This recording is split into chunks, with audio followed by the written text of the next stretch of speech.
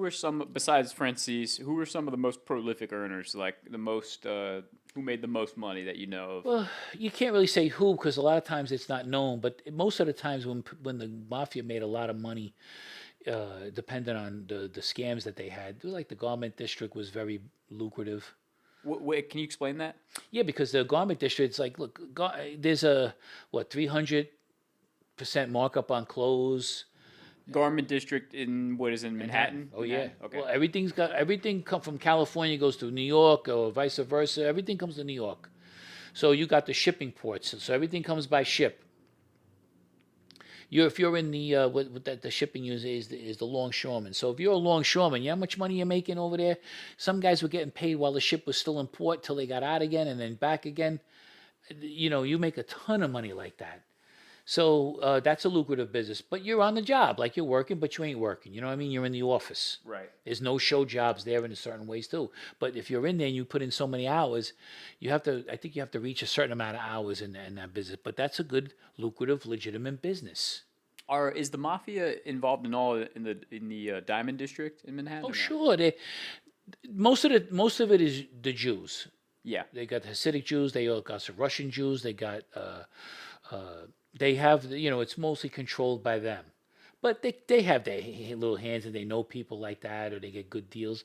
Look, we all know what diamonds are. Well, maybe not, but I know a lot about the diamonds because I used to go down to the diamond district after my first bid. I went down there. I met a guy. I was walking around. I was meeting people that sold diamonds and like that in the booths. But one guy came to me and he said, this was like a little hustle I had. Called me over. He showed me a little pouch, and I said, "Oh." He said, "Give me 400. Give me 400 for this." I says, "Nah." I says, "I can't give you 400, bro." I says, I give you 200." But he took it because I guess they were stolen. They were little baguettes, little diamonds, little whatever like this may be. And don't forget, this is 1995. So I took the pouch. I says, "Yeah." I said, "Look," I says, "So you gonna be here next week?" He says, "Yeah." I says, "Look, I'm gonna come twice a week." He says, "Okay." So I went down the block. I went and seen a guy.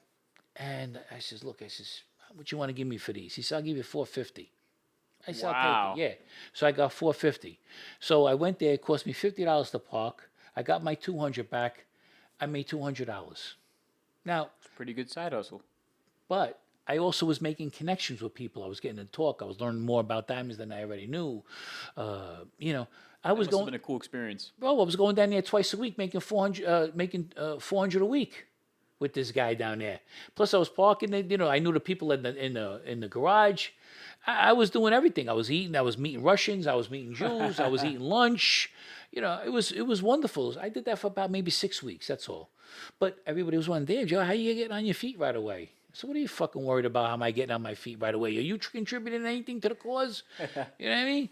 But then I started doing that. Then I started going down to Brooklyn, and I was around Anthony Spiro's guy, and then I started making a little money there. So little by little like that, I started doing.